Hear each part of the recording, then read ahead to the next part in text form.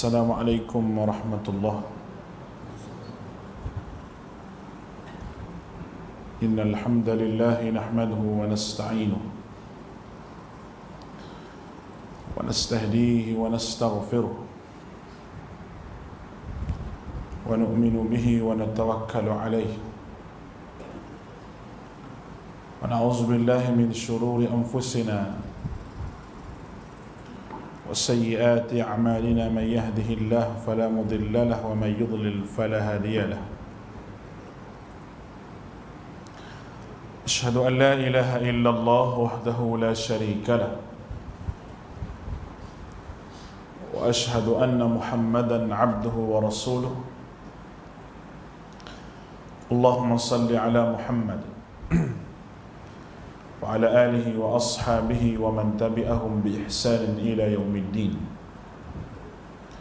على الله توكلنا قال رب اشرح لي صدري ويسر لي أمري واحلل عقدة من لساني يفقهوا قولي اللهم اجعل اجتماعنا اجتماعا مرحوما وتفرقنا من بعده تفرقا معصوما اللهم أرنا فيهم يوما أسودا اللهم اشف مرضانا وجرحانا وارحم موتانا وبعد فإن أصدق الحديث كتاب الله وخير الهدي هدي محمد صلى الله عليه وسلم وشر الأمور محدثاتها وكل محدثة بدعة وكل بدعة ضلالة. Alhamdulillah, kasih kepada Tuan Imam Al-Ali Juta Kuasa Masjid, pimpinan masyarakat, muslimin muslimat, hadirin hadirat yang dirahmati oleh Allah Subhanahu wa taala. Pertama dan selamanya marilah sama-sama kita ucap syukur kehadrat Allah dengan limpahan nikmat daripada Allah Subhanahu wa taala kita dapat bersama-sama pada malam ini dalam tajuk iaitu kelebihan mengikut sunnah Rasulullah sallallahu alaihi wasallam. Yang pertama sekali, satu hadis Nabi sallallahu alaihi wasallam beritahu kepada kita, taraktu fikum amrayn ma in tamassaktum bihima taraktu fikum amrayn, aku tinggal kepada kamu dua arahan, lam tadillu abada, kamu tidak akan sesat selamanya selagi kamu berpegang kepada Al-Quran dan sunnah Nabi sallallahu alaihi wasallam.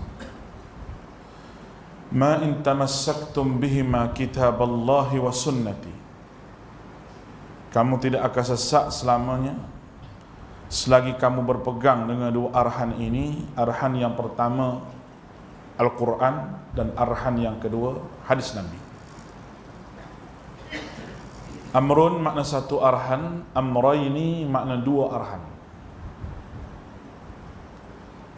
Arahan lain dengan perkara. Perkara satu benda yang kita tinggal, yang boleh kita buat pilihan. Walaupun Al-Quran dan hadis ini dibilang yang pertama Al-Quran, yang kedua hadis,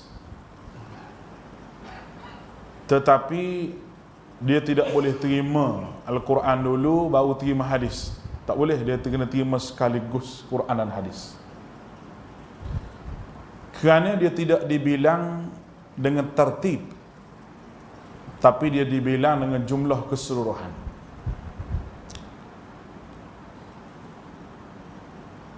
Mudah lagi kita nak faham. Kalau kita tanya orang, awak dapat nombor berapa? Dia kata saya dapat nombor 2 ataupun nombor 3. Maknanya sebelum nombor 2, nombor 3 tu ada nombor 1. Tempat pertama, tempat kedua, tempat ketiga. Tu orang panggil tertiban. Yang kedua ti'dadian. Awak mari berapa orang? Mari 4 orang. Mari 4 orang tu, walaupun jumlah dia 4, tapi dia mari dengan sekaligus 4 orang. Tak apalah, awak duduk sekejap, kita buat nasi, kita makan nasi sekali. Dan empat orang tu diajak makan nasi sekali. Jumlah 4 orang, tapi diajak makan nasi sekali. Quran dan hadis ni jumlah 2, tapi kena guna dua-dua. Quran 1, hadis 1, tapi kena guna dua-dua. Dia tak boleh nak guna Quran dulu, lepas tu baru guna hadis. Tak boleh. Itu terjemahan kepada benda ni. Baik. Apabila kita sebut perkataan sunnah Nabi sallallahu alaihi wasallam. Perkataan sunnah ni dari segi bahasanya itu jalan ataupun ajaran yang meliputi benda yang baik dan meliputi benda yang tak baik. Kalau kita nak bahas lagi secara dalam lagi, sunnah ni dia ada perkataan sin dia campur dengan nun. Kebiasaannya dalam Al-Quran ataupun hadis, Al-Quran terutamanya, apabila sin dia campur dengan nun, dia membawa makna benda yang berterusan dan tidak akan putus benda tu. Contoh yang pertama, sin dan nun pada perkataan sanatun. Sanatun. Sanatun makna tahun. Tahun ni dia tak putus tahun ni. Tahun 2018, 2019, 2020, lagi mana tak kiamat dunia ni, dia tak akan putus, bergerak sampai kiamat. Urut sin, urut nun pada perkataan sinatun. Sinatun makna mengantuk. Mengantuk pun dia tak putus juga, lagi tak tidur. Tengah kuliah pun mengantuk kadang-kadang lah. Sinatun dia panggil. La ta'khudhuhu sinatun. Allah Ta'ala ni tidak mengantuk, wala naum, dan tidak tidur. Mengantuk ni mula-mula dia mari pedih mata, lepas tu dia mari kelik-kelik, lepas tu dia mari dia berik-berik sikit. Betul, lama-lama kalau beri bantar ke dia, berdengkur, dia benda hak tak putus mengantuk. Selagi kita hak putuskan benda tu. Urut sin, urut nun pada perkataan sinun, makna gigi. Sinun. Sinun ni bukan gigi sebatang, bukan 2 batang, gigi yang penuh. Atas 16, bawah 16. Yang kalau dia senyum, dia nampak gigi penuh. Kalau sini satu, dia panggil ar-rongokun, dia panggil. Dia tak panggil sinun. Apa ni? Itu bukan orang sini, orang tempat lain. Baik. Maknanya benda tu tak putus. Bermula daripada gigi belakang, susun sampai tengah ada gigi taring, sampai gigi depan, 16 atas, kata doktor gigi manusia ni akan tumbuh 16 atas, 16 bawah. Dia panggil sinun. Urut sin, urut nun pada perkataan sunnatun, hak kita sebut ni. Maknanya benda yang Nabi akui, ataupun benda yang Nabi buat, ataupun benda yang ditunjuk oleh Nabi, sahabat ikut, lepas tu tabi'in sampai pada kita, tu orang panggil sunnah. Kalau putus tengah jalan, orang tak panggil sunnah. Kita duk buat tak sampai ke Nabi benda tu orang tak panggil sunnah. Orang panggil lawan kepada sunnah, itu bid'ah. Understand? Cakap Abang Saleh jangan-jangan. Baik. Tu dari segi makna perkataan.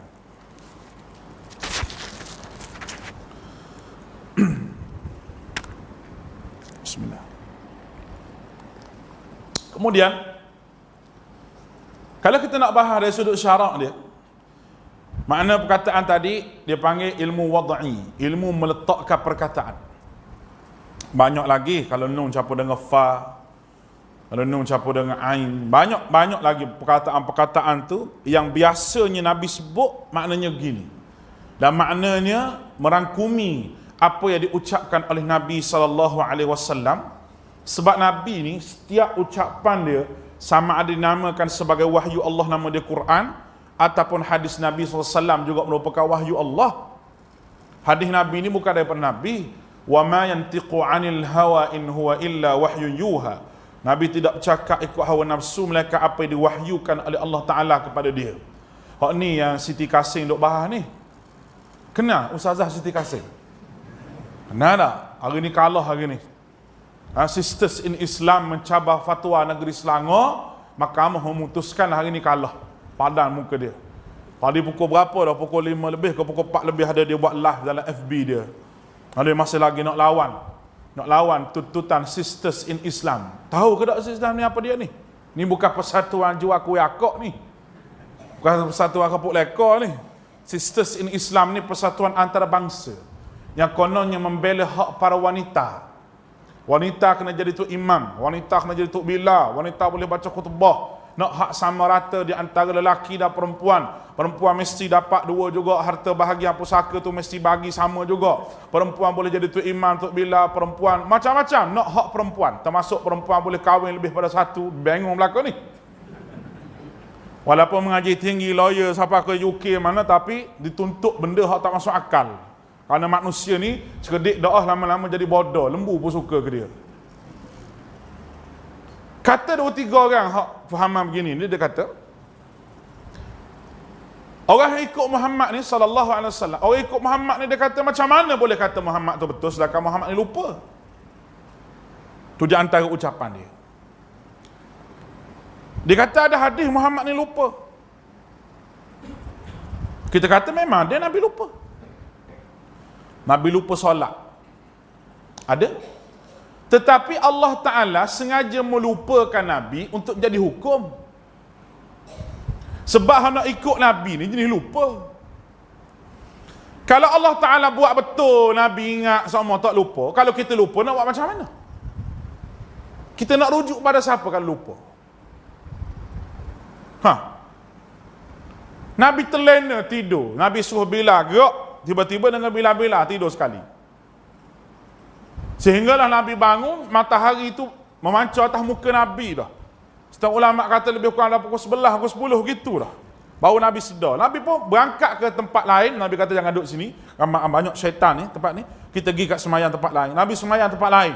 Semayang waktu tu bukan semayang qada. Cuma ada perbahasan lah. Tapi itu Nabi ganti. Bukan Nabi ganti. Nabi solat hak terlepas tu sebab Nabi tidur.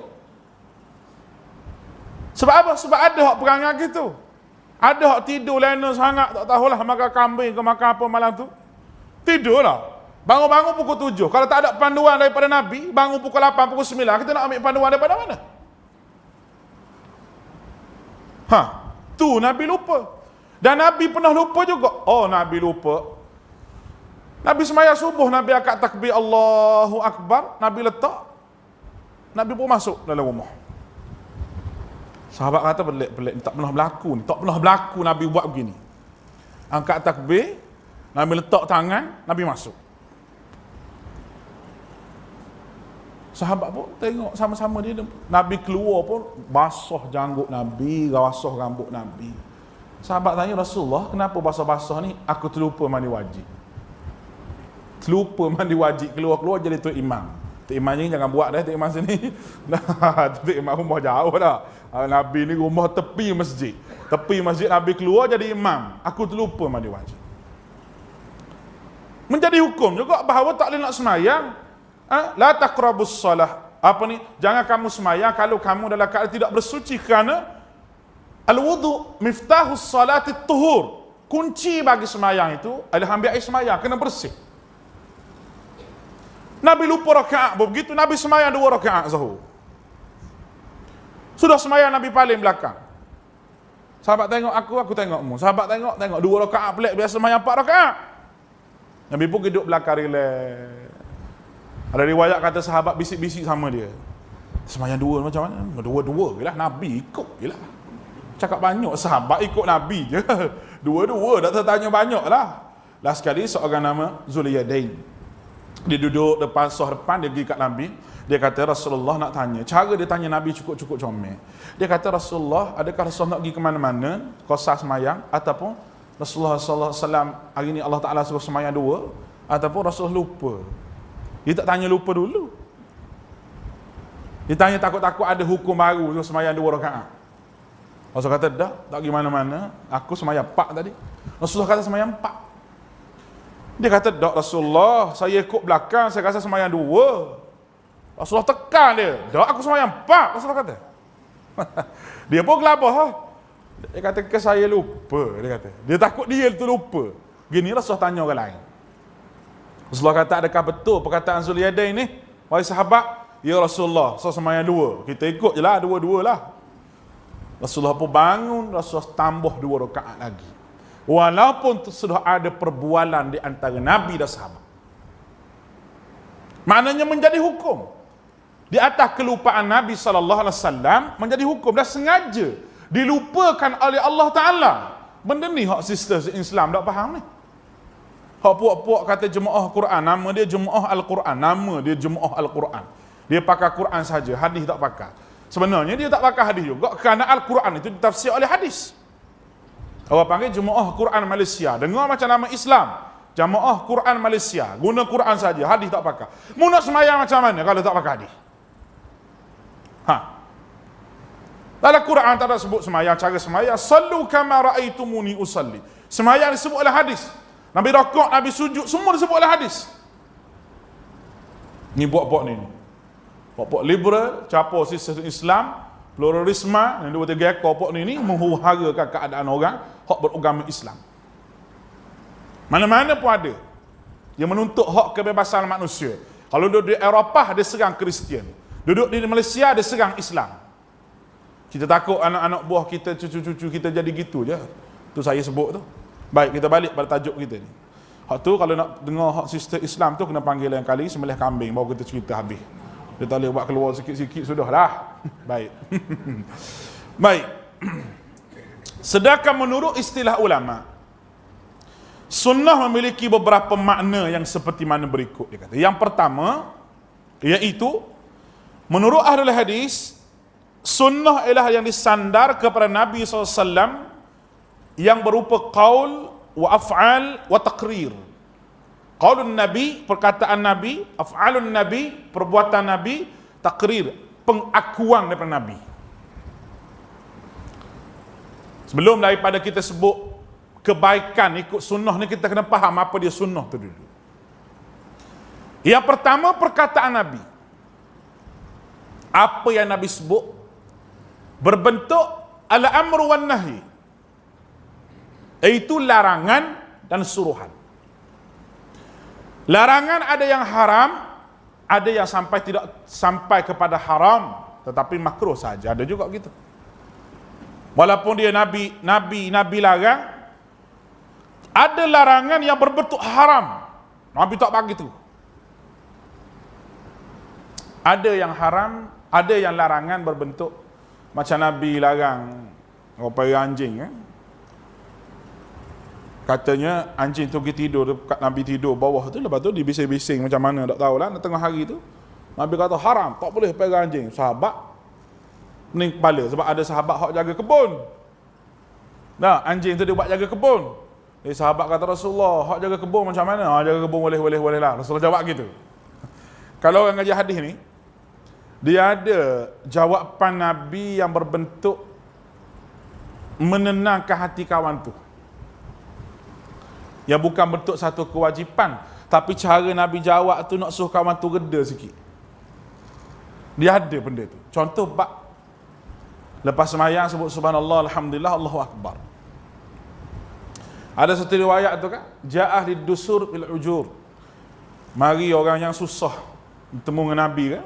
Dia tanya Nabi, ya Rasulullah, saya nak mengadu hal, orang kaya dengan kita, orang kaya semayang, kita semayang, orang kaya buat amal, kita buat amal, baca Quran, zikir, semua sama Rasulullah. Tapi satu je tak sama ni, iaitu orang kaya ni dia derma banyak, kita derma sikit sebab kita miskin. Jadi masuk syurga dia dululah pada kita. Sahabat punya tahap pemikiran dia bimbang sangat kalau orang lain masuk syurga dulu pada dia. Buat kita fikir orang duduk mari masjid penuh, mari dengan basikal, mari dengan motor, kita duduk kedai kopi menyenggeng, isap rokok gitu. Tu perangai kita ni. Betul tak? Allahu Akbar, naik bukit boleh, mari situ boleh, pergi sana boleh, tunggu di bank nak ambil duit tu beratur panjang pun tak apa. Sebab apa? Sebab duit nak ambil nak boleh mata darah boleh. Nak mari masjid orang duk azan tak boleh. Orang ke biawak ke gapo aku tak tahulah. Bismillah. Boleh ceramah gitu. Ceramah gini kau tak panggil dah kali kata. Tak bukan nak suruh pagi tak panggil tapi nak sebut boleh betul. Baik. Bila sahabat tanya gitu Nabi jawab ni lah keadaan. Nabi jawab ginilah. Balik rumah pok-pok mu ni baca subhanallah 33 kali, alhamdulillah 33 kali, Allahu akbar 33 kali. Mu banyak pada dia. Jawab gitu, jawab selamba dia kata. Jawab selamba. Kawan-kawan hak susah ni kata, baik, kita tahu hak Nabi sebut ni, kita je amal, orang lain tak sah. Nabi beritahu orang lain. Kalau orang kaya tahu dia amal, banyak juga pahala dia. Jadi baliklah buat-buat ni. Dalam keadaan senyap semua. Sudah semayang Nabi, para sahabat ni tak wirid kuat-kuat. Tak wirid kuat macam perlih ni lah. Perlih ni amalkan hak sahabat Nabi buat lah. Dia tak wirid kuat. Orang lain wirid kuat tu sebab apa? Tu tanya dia lah, dalil mari di mana? Jangan tanya saya, tanya hak buat tu. Mari di mana dalil tu? Kalau dalil dia kuat pun kita pun nak ikut dalil kuat. Macam makanan jugalah, kedai ni sedap. Kedai ni tak sedap. Kita pergi kedai hak sedap. Betul tak? Kecuali kedai hak tak sedap tu ada orang bujang, hak comel, kita pergi juga. Sebab orang bujang tu je lah. Kau mana baca dah? Hak kecil manis pun turun. Orang bujang ni. Baik. Dia pun balik. Sudah semayang Nabi, seorang duduk sana, seorang duduk situ, seorang duduk situ. Sebut subhanallah, alhamdulillah senyap. Orang kaya pun tengok, ada benda baru ni. Pok-pok ni, pok-pok susah ni, semua ni. Amal ni, mesti ada benda baru. Adalah seorang terlepas mulut. Benda baik lah. Sampai pada orang lain. Lah sekali orang kaya pun baca, orang susah pun baca. Tahu semua sekali amalan tu. Hak susah ni mari jumpa Nabi pula kata Rasulullah. Semua tahu. Siapa dia bagi tahu dia kata. Bimbang, dia tak boleh tidur malam dia. Sebab orang kaya baca juga. Nabi kata zalika fadlullah yu'tihi may yasha. Itulah kelebihan Allah bagi pada seseorang. Maknanya kamu miskin, dia kaya bukan sebab miskin kaya tu masuk surga tak. Tapi kelebihan Tuhan nak bagi pada seorang. Mu miskin ada cara mu, dia kaya ada cara dia. Tu sahabat Nabi sallallahu alaihi wasallam. Jadi benda tu semua tu kalau orang mengaji ada perkataan Nabi yang Nabi sebut begitu adalah pandangan Nabi sendiri. Kerana untuk mencerdikkan para sahabat dalam buat pengurusan hidup atau muka dunia. Daripada Allah juga. Kerana Allah segala-gala hak atur hidup Nabi ni. Contoh saya bagi. Pandangan politik Nabi dalam bab Perang Badar. Nabi sebut kita kemah di sini sebab sini ada air. Sahabat tanya Nabi, ya Rasulullah, apa yang kamu sebut ni peribadi ke ataupun Allah Ta'ala suruh? Tak, ni pandangan politik aku. Pandangan aku. Bukan wahyu daripada Allah. Sahabat tanya dulu. Sebab takut wahyu daripada Allah. Dia tanya dulu. Dia kata ini benda hak peribadi. Saya yang beri cadangan.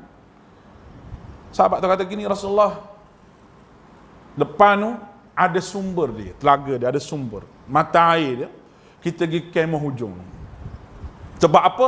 Sebab air hak mengalir di sini ni, kita boleh sekat air tengah jalan, biar kering di bawah ni, apabila musuh mari kering air, dia akan ambil air dengan kita. Dengan banyak mana dia ambil air berapa galen tu kita boleh anggar berapa orang dia mari. Rasulullah kata betul. Strategi peperangan kamu betul. Gih.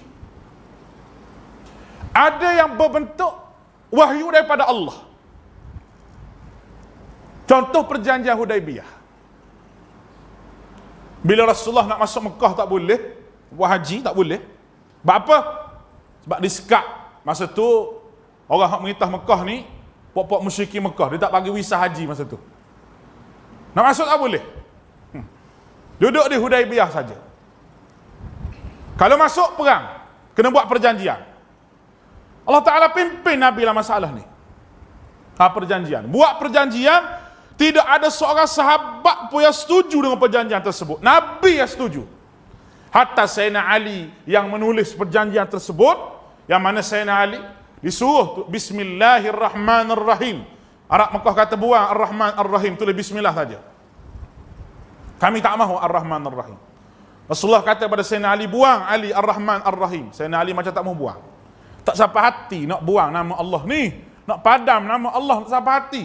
Rasulullah kata di mana Ar-Rahman Ar-Rahim? Sini. Rasulullah ambil air liur dia, Rasulullah pun padam Ar-Rahman Ar-Rahim. Min Muhammad Rasulullah, Muhammad Rasulullah. Sayyidina Ali tulis begitu. Dia kata jangan tulis Rasulullah. Kalau aku tahu Rasulullah, aku tak lawan mu. Jangan tulis Rasulullah, buang Rasulullah. Tulis Muhammad bin Abdullah. Kata musyrikin Mekah, sahabat muka merah dah nak marah ni. Rasulullah pun, Sayyidina Ali buang Rasulullah. Ali macam tak mau buang juga. Tak mau buang sebab tak sampai hati nak buang nama Rasulullah dia sayang. Rasulullah kata di mana? Tulis Rasulullah tu. Sini Rasulullah. Rasulullah pun tok tangan dia, Rasulullah pun ambil, buang Rasulullah.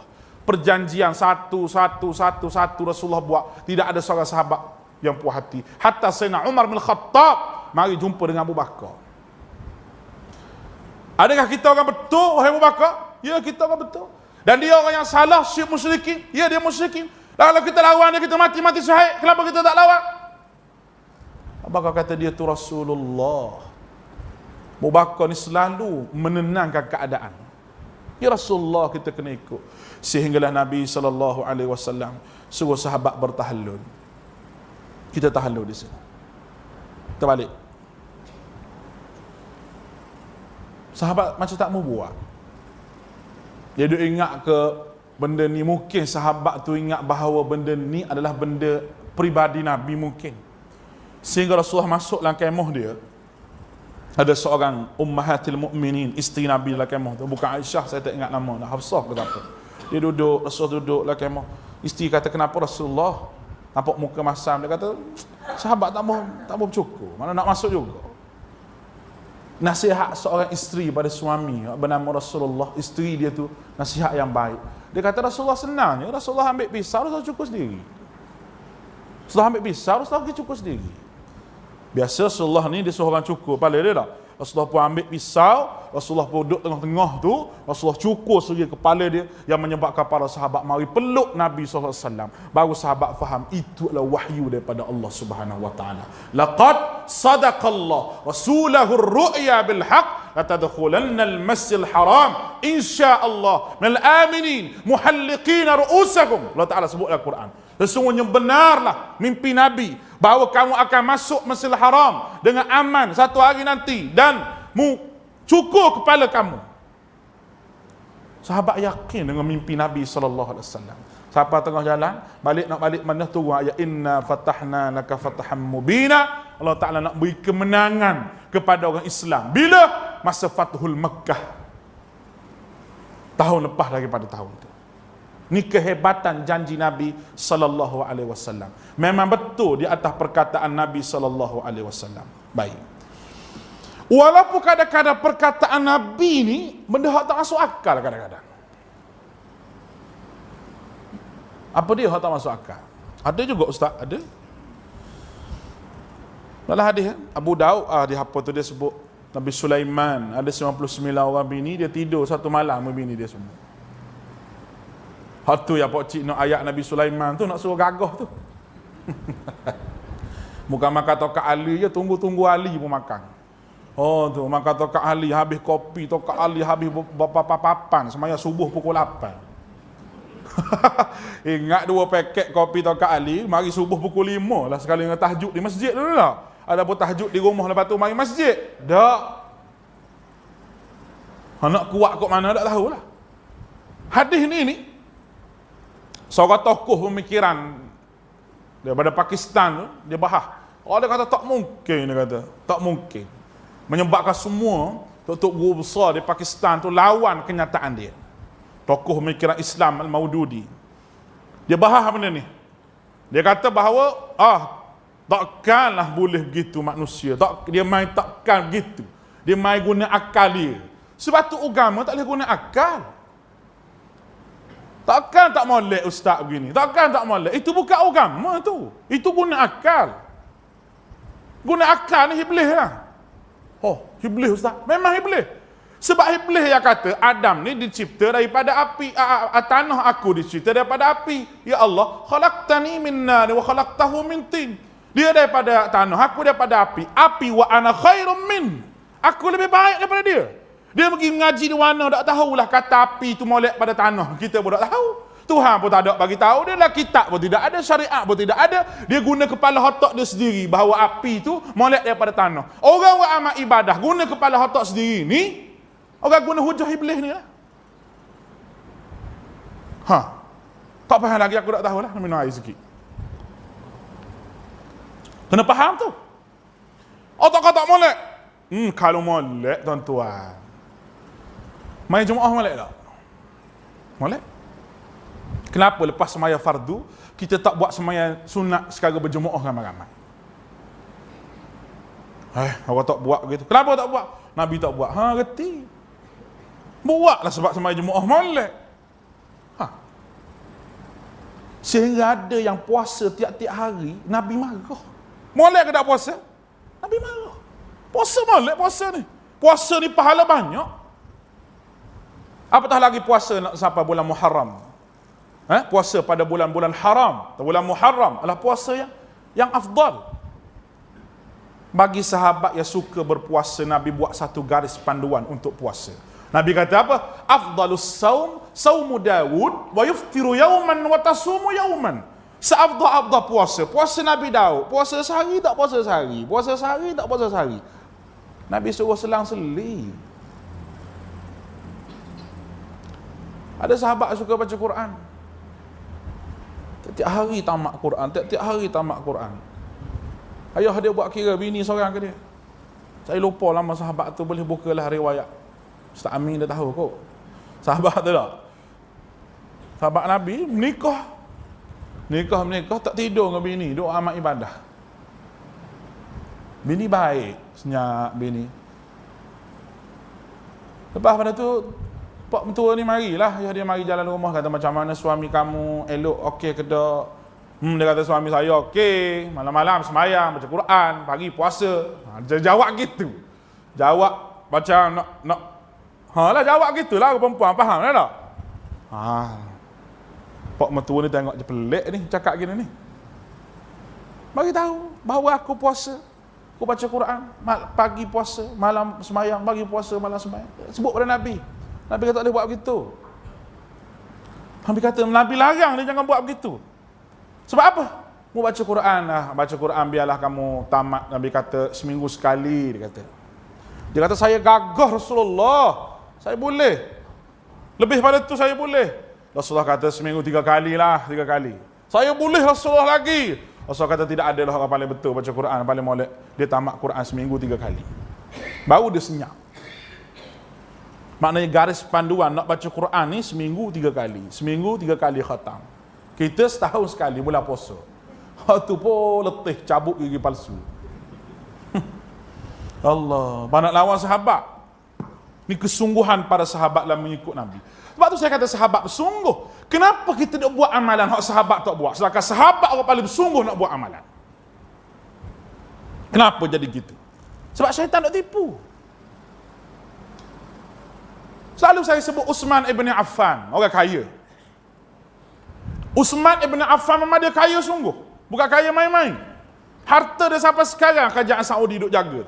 Waqaf Uthman ibn Affan ada lagi. Nama dia pun ada Uthman ibn Affan dalam bank. Harta dia pun duk ada lagi, duk saya pergi ke mana-mana negara orang miskin, duk tangga orang belajar. Walaupun dia mati lama dah. Tapi wakaf Uthman ibn Affan masih ada lagi.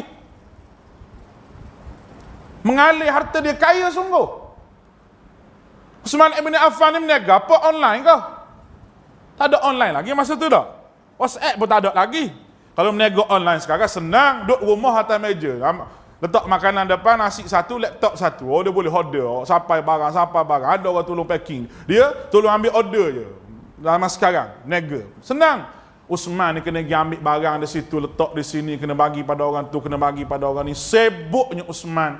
Tapi dan juga dia semayang tengah malam.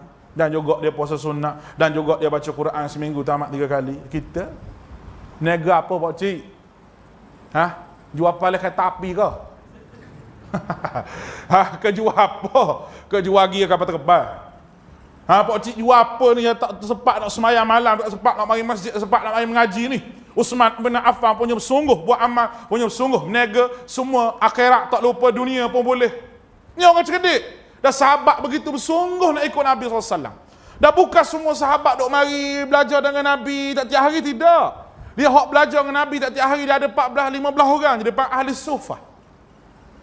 Hak duduk di masjid Nabi menjadi khadaman Nabi SAW. Abu Hurairah, Zaid bin Harisah, tu puak-puak dia tu. Hak mari duduk mengaji dengan Nabi. Dan puak-puak sahabat yang tak boleh mari tu kerana perniagaan, upah kawan ni ambil hadis dengan Nabi. Dan bila dia mari bagi tahu apa disebut oleh Nabi kepadamu. Cuba bagi tahu pada aku, sanggup upah. Kita kalau sakit lutut tak boleh mari masjid, boleh upah orang mari masjid. Ada ustaz mengajar malam ni, aku bagilah kamu RM5, mungkin dengar dia mau ambil catatan apa, mari bagi tahu aku. Tak ada. Sekarang ni tak perlu catatan apa, tuan-tuan, ada live. Di rumah boleh dengar. Live pun tak buka juga. Dia tengok apa? Tak cerita Hindustan gitu. Kahuna piarahin, kahana piarahin, apa pun gitu je. Allahu Akbar. Lelah aku ceramah malam ni. Baik. Itu takrir, perkataan Nabi, perbuatan Nabi. Yang kedua, menurut ulama usul fiqh, sunnah adalah dalil-dalil agama yang mana ia datang daripada Quran, Nabi SAW, melalui perkataan Nabi, perbuatan Nabi dan sebagainya. Dalil-dalil agama yang datang daripada Nabi SAW. Yang ketiga, menurut ulama ahli fiqh, sesuatu diperintahkan dalam syariat dan perintah yang tidak wajib sehingga pelakunya mendapat pahala yang wajib, sedangkan yang meninggalkannya tidak disiksa. Ini mengikut ulama ahli fiqh. Sunnahlah istilah ahli fiqh ini bermaksud benda yang mustahab. Benda yang mustahab, benda yang harus. Itu sunnah dalam istilah ulama ahli fiqh. Kita tak payah ambil 2-3 ni, kita ambil hak satu tadi mengikut ahli hadis, iaitu aqwalun nabi, af'alun nabi wa taqrirun nabi. Ada yang Nabi ia sahaja, Nabi tak buat benda tu. Azan, Nabi tak pernah azan. Tapi Nabi mengiyakan sahabat yang bermimpi. Orang kata makan tak, Nabi tak pernah makan, tapi Nabi tak marah sahabat makan. Itu benda hak Nabi buat. Benda hak Nabi akui benda tu, Nabi sendiri tak buat. Selang-seli puasa pun Nabi, tapi Nabi sebut afdalus saum saumu Daud. Nabi sendiri puasa kadang-kadang, Nabi puasa Isnin, Nabi puasa hari Khamis. Lepas tu satu lagi, kalau Nabi pergi ke dapur, kalau tak ada makanan, Nabi niat puasa. Tapi kehidupan Nabi banyak berpuasa. Itu kehidupan Nabi SAW. Baik. Sebab apa kita kena ikut sunnah ni? Tu takrif saya baca banyak takrif. Ni baru nak masuk tajuk dia. InsyaAllah malam ni pukul 11 habis. Isyak pukul berapa tu? Sikit lagi. Baik. Yang pertama sekali, sebab apa kena ikut Nabi? Kerana dia akan datang rasa cinta pada Nabi SAW. Cinta ni kita kena buktikan kecintaan kita pada Nabi. Allah Subhanahu Wa Taala sebut, "Qul in kuntum tuhibbunallaha fattabi'uni yuhibbukumullah yaghfir lakum dhunubakum wallahu ghafurur rahim. Qul atii'ullaha war rasul fa in tawallaw fa innallaha la yuhibbul kafirin." Ali Imran ayat 31 hingga 32. Katakanlah, "Qul in kuntum", sekiranya kamu betul-betul cintakan Allah, fattabi'uni, ikutlah aku. Itu ikut Nabi. Yuhibbukumullah, kamu akan disayangi oleh Allah dengan cara Allah Ta'ala mengampunkan dosa kamu, kerana Allah Ta'ala Maha Pengampun lagi Maha Penyayang. Dan katakanlah, wahai Muhammad, ati'ullah Ta'ala, Allah dan Rasul, jika kamu berpaling maka sungguhnya kamu, Allah tidak menyukai orang-orang yang kafir. Baik. Ibnu Katsir sebut ayat yang mulia ini sebagai hakim terhadap semua orang yang mengakui cinta pada Nabi SAW. Ayat ni merupakan kayu ukur bagi orang yang kata mahabbah dia, cinta pada Nabi, dengan cara ittiba'un Nabi, fattabi'uni. Nabi sebut, ikut aku. Baik. Dalam masalah ibadah, Nabi ajar semua. Tak ada satu pun tertinggal. Memang betul, Nabi tak ajar nak naik kereta apa. Betul. Nabi tak ajar nak naik kenderaan apa, tapi Nabi ajar doa naik kenderaan. Nabi tak ajar nak makan apa, tapi Nabi ajar doa makan. Boleh faham tu? Azan dulu.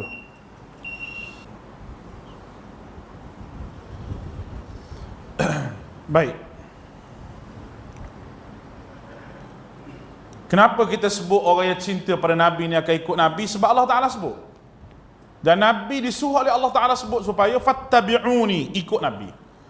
Yuhibbukumullah, kamu akan disayangi oleh Allah Subhanahu wa Ta'ala. Tanda cinta ke Nabi, dia akan buat benda yang Nabi buat. Dan man amila amalan laisa alaihi amruna fahuwa rudd. Rawahu Muslim. Amalan yang tidak ada ketentuan daripada kami, siapa-siapa dia buat amalan yang tidak ada panduan dan ketentuan daripada Nabi, maka amalan itu tertolak sama sekali.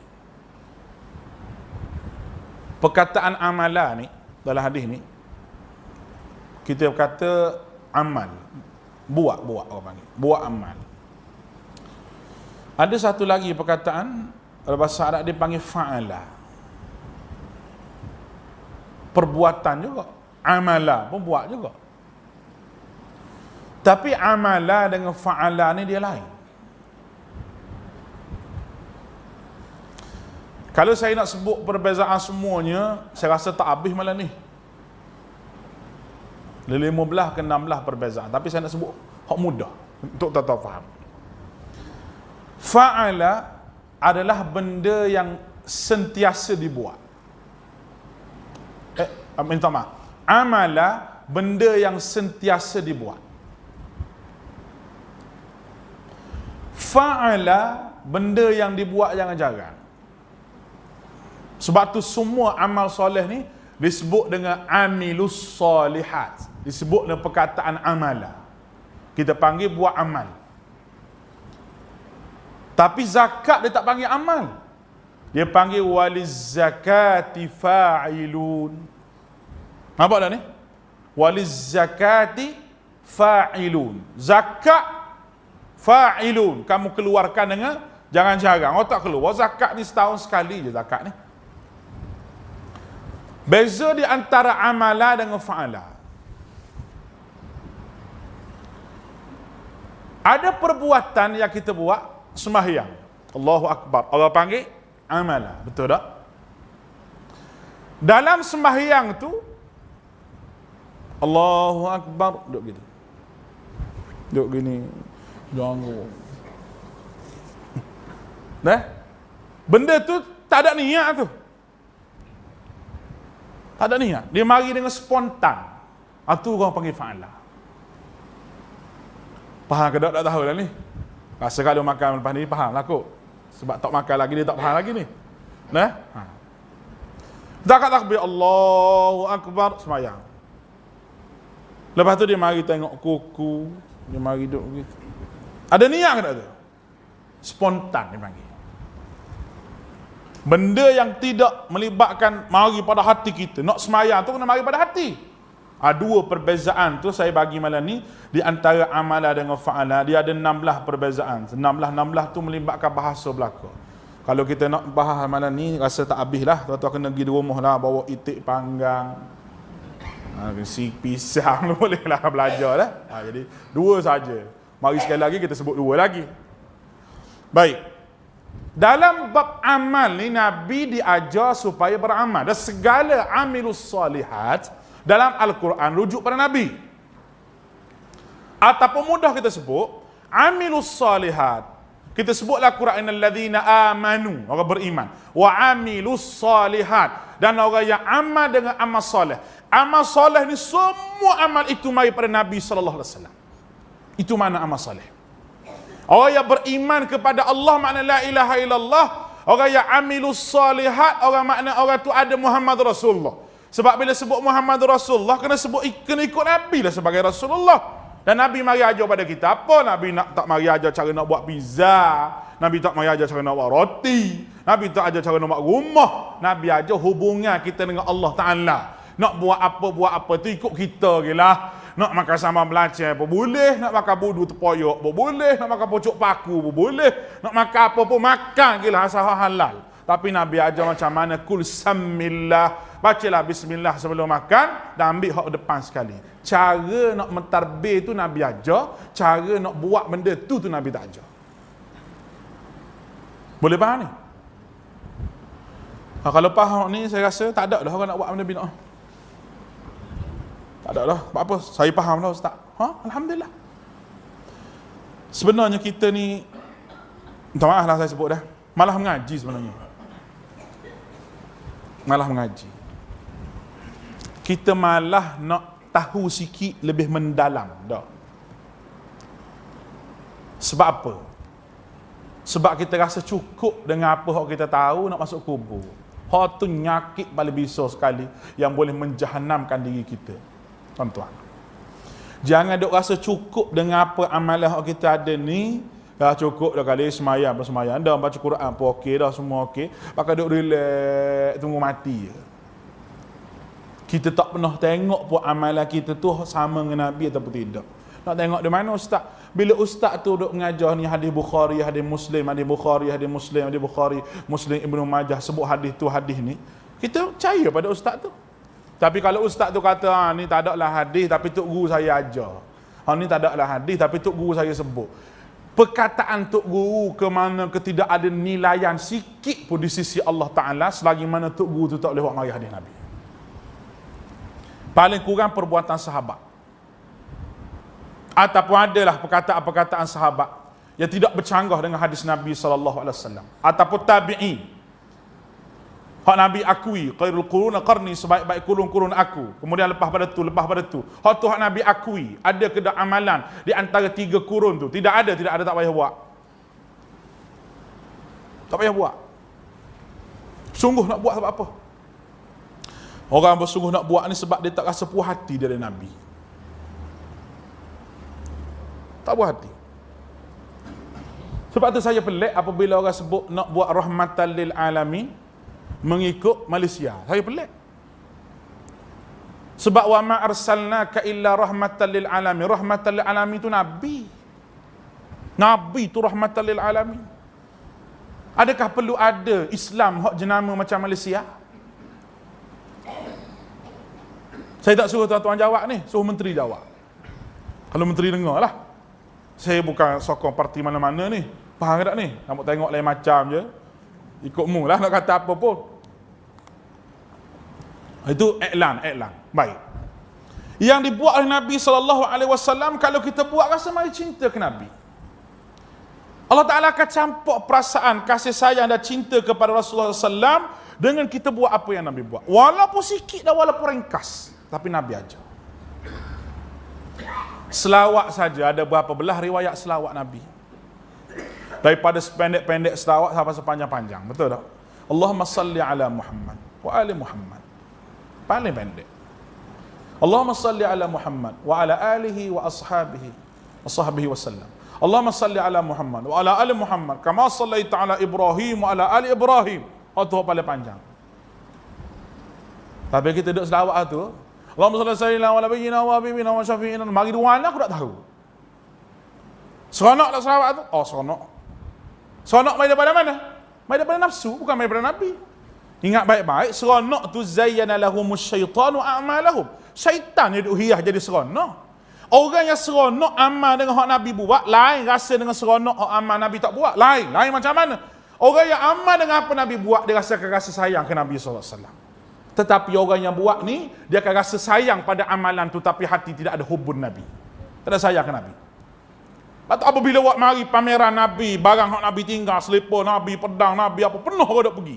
Bayar RM5 masuk, sanggup pergi, padahal tu bukan hak betul pun. Dia buat pameran dia al-ustaz tu. Buat mari dengan jubah Nabi, mari dengan pedang Nabi, betul ke tak? Tak betul. Apa saya kata tak betul? Tidak ada sanak pun kata benda tu benda betul. Tak tahu mari pada siapa, terputus tengah jalan. Kerana nak nilai benda tu hak Nabi, kita nak nilai hak ni hak Nabi, kita kata awak ambil daripada siapa? Ambil pada tok guru ni ambil pada siapa? Tok guru ni. Katakanlah siapa ke Nabi. Setiap tok guru yang ambil tu, sama ada sahabat ke siapa, kena tengok dia ni apa dia latar belakang dia, macam kita menilai hadis. Dah 1400 tahun lebih nak sampai pada kita, siapa hak simpan barang tu pun tak tahu. Tapak kaki Nabi pun saiz lain. Hak dia Syah Alam saiz 13, hak dia Al-Ustaz saiz 10. Orang kita bayar tiket pergi tengok barang hak Nabi tinggal. Ni hak Nabi duk tinggal, sunnah Nabi semaya Jumaat hari-hari tak mari. Hak ni tak payah kena bayar sekali pun. Hak tu RM5 pergi. Nak tipu ke iblis semua ni. Boleh faham tu? Bukan marah tu, semua saya cakap semangat sikit. Dah. Allah, kita tak tahu masyarakat nak bawa masyarakat pergi ke mana. Hak bawa tu ustaz-ustaz, habib ke apa ke tak kira, ustaz ke habib apa tak kira. Islam tidak pandang saya ke, tuan-tuan ke, tok guru ke, datuk mana ke, tak kira lah. Nama apa sekalipun, Islam mandang apa hak disebut benda tu jadi hujah agama atau tidak. Akhir pameran buka telefon Nabi, buka setapak kaki Nabi, pakat cium belaka. Pakat cium tapak kaki, siapa dia pun tak tahu, Afrika mana pun tak tahu lah, saya 13. Kalau ambil tapak kaki aku dengan Sabah juga, saya 13. Sebab tu selipar saya jaga kena curi kat orang. Sebab kalau orang pakar tu dia rasa macam kapal layar tu. Dah, jangan kena curi. Kalau curi tu dah ambil berkat lah tu. Dia boleh percaya pada benda begitu. Hak boleh kita kata hak benda tu hak Nabi yang dijaga, ni di Tok Kapi, Turki. Hak di Turki tu pun tak tahu juga. Nak kata betul sepenuhnya pun tidak, tapi bolehlah dikata benda tu sebagai hak Nabi kerana ada kesan-kesan sejarah mari daripada bawa orang ni nak boleh ke siapa di Turki tu.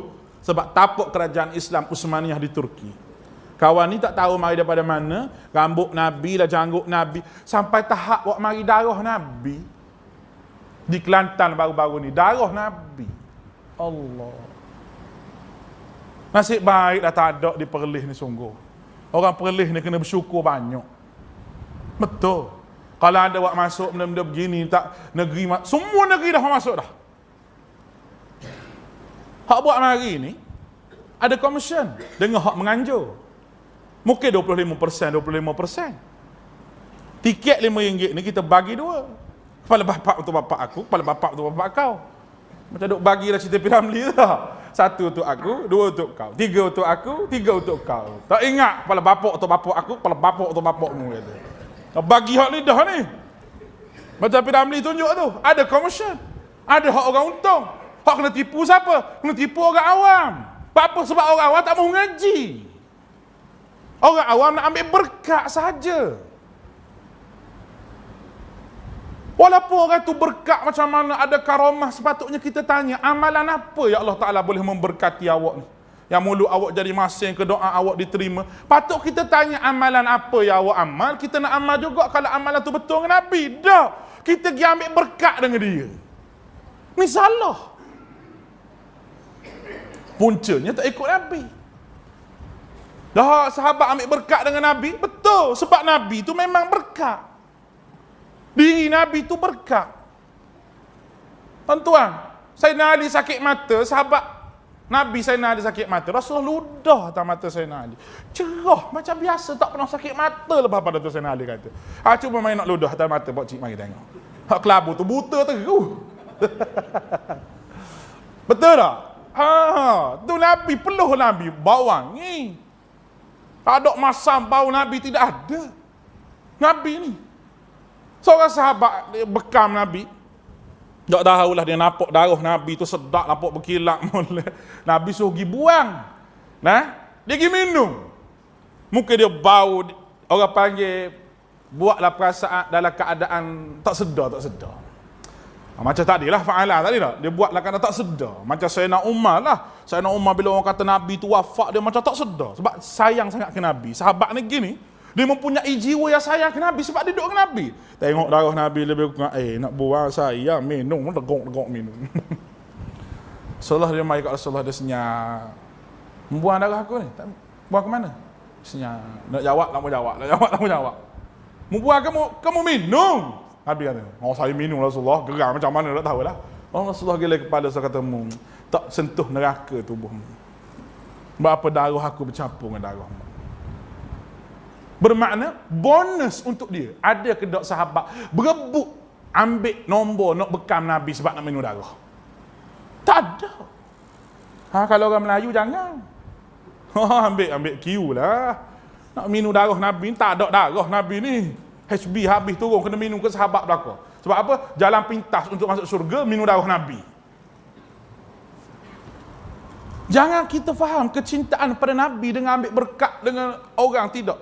kecintaan pada Nabi, hanya datang keberkatan pada hidup kita hanya dengan kita ikut yang Nabi buat. Kita ikut yang Nabi kata, selamat hidup kita sampai bila-bila.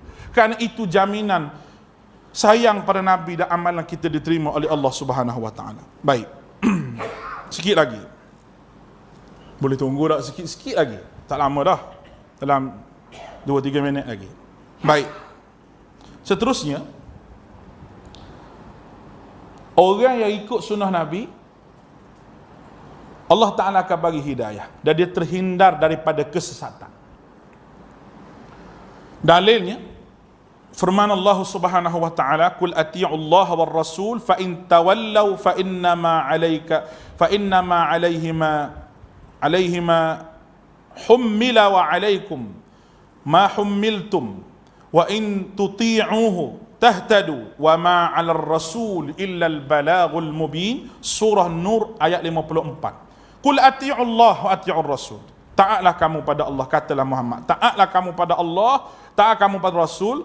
Jika kamu berpaling, maka sesungguhnya kewajipan Rasul hanya dibebankan kepadanya. Kewajipan kamu adalah yang dibebankan kepada kamu. Makna kamu berpaling daripada apa yang Nabi bawa tu dapat pada kamu. Nabi tetap jadi Nabi, tetap turun pangkat, dia jadi Nabi, jadi orang biasa tidak.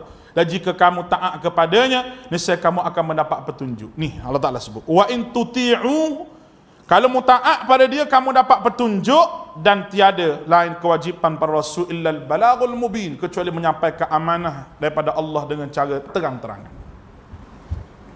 Baik. Allah Ta'ala jamin orang ikut Nabi dapat hidayah. Kita minta berapa kali hidayah dengan Allah ni?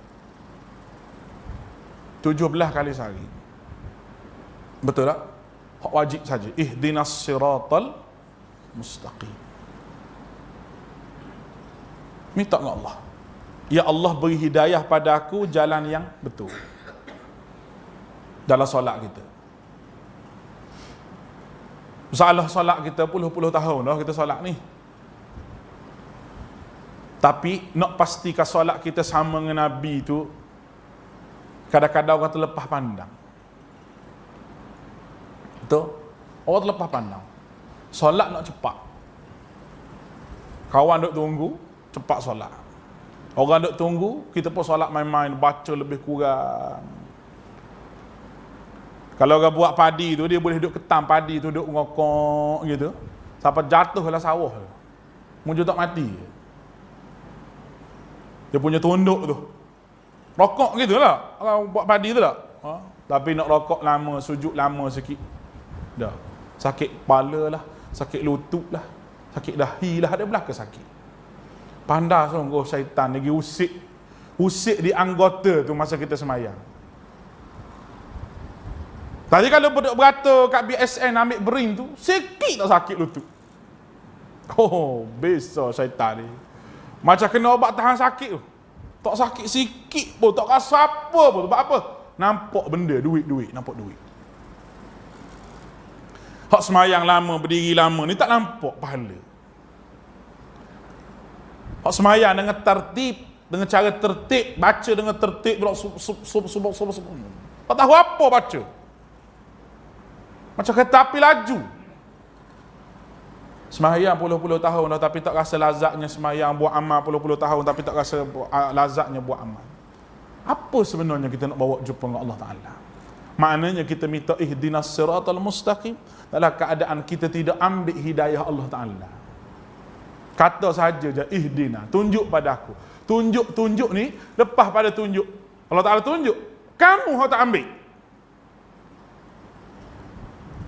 Tak ambil hak Nabi, ambil hak orang lain. Tak rasa berharga perkataan Nabi ni, tak rasa hebat perkataan Nabi, tak rasa keramat hak Nabi buat, tak rasa. Dok berasa tok guru ni hak keramat, dok berasa tok guru ni hak buat, dok rasa tok guru ni.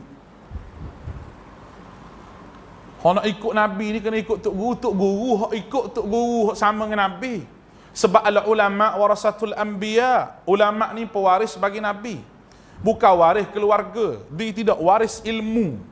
Waris ilmu, maknanya ilmu daripada Nabi, sahabat, tabi'in sampai pada alim ulama, nama ustaz, nama tok guru, nama tok syekh, nama apa ke.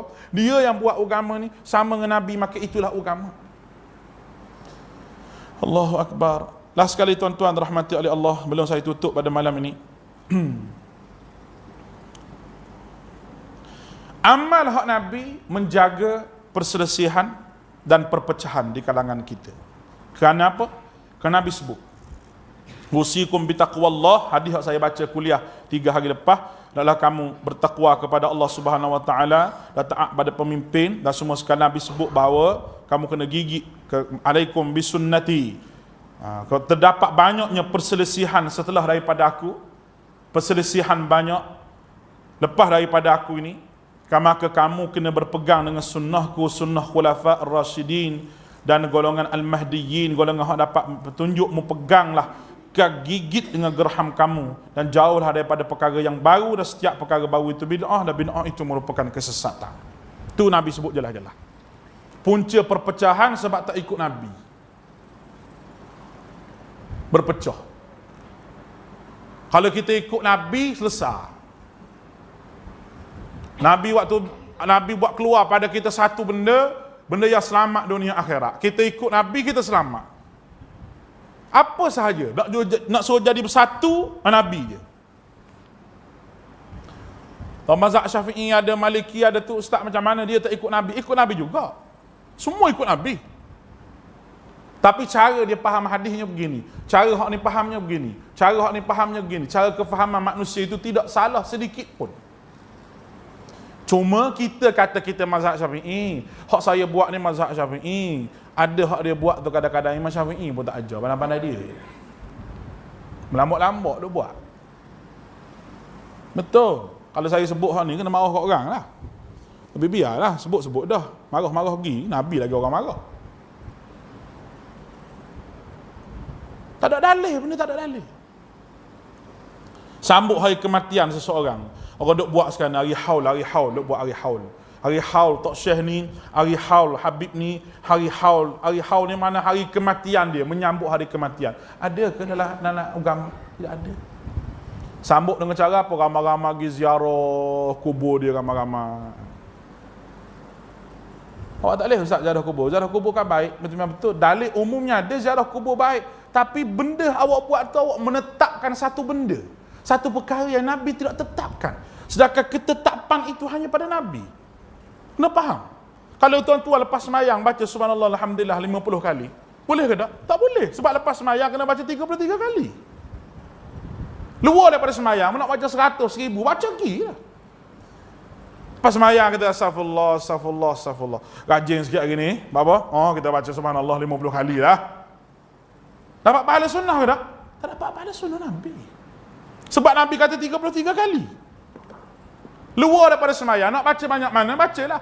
Orang zaman sekarang, dia ambil dalil umum, dia letak pada khusus benda yang dia buat untuk menghalalkan benda dia buat. Menggunakan kias dengan cara yang salah. Sebab tu saya kata, kita kena betul-betul Nabi SAW buat, insya-Allah. Ada juga orang bahasa dia cerdik lah, dia kata orang nak ikut Nabi susah, kita naik unta lah kita. Saya sebut dah tadi, nak naik apa, nak pakai apa tu Nabi tak ada ambil kisah. Sebab tu Nabi baca doa naik kenderaan, nak naik kapal terbang ketika Zam-Zam Allah kazam ke apa ke, ikutmu lah baca doa naik kenderaan. Bak Nabi dia naik kuda, Nabi naik unta, Nabi baca doa yang sama je. Itu nilaian agama ya tuan-tuan, semua kena faham, dah kita semua kena faham.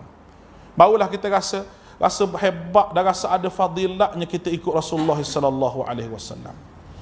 Dan poin yang last sekali, orang ikut Nabi akan terselamat daripada sikap ghulu yang melampau.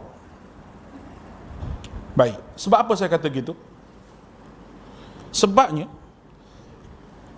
Nabi SAW tidak mengajar kepada umat dia untuk memuji dan sikap melampau terhadap Nabi, sebagaimana melampau dan pujinya orang Nasara kepada Nabi Isa. Pujinya Nabi-Nabi di kalangan agama lain sehingga diangkat Nabi itu jadi Tuhan. Nabi tak bagi gitu. Sebab tu tidak ada sahabat yang reka selawat, tidak ada. Selawat diajar oleh Nabi SAW.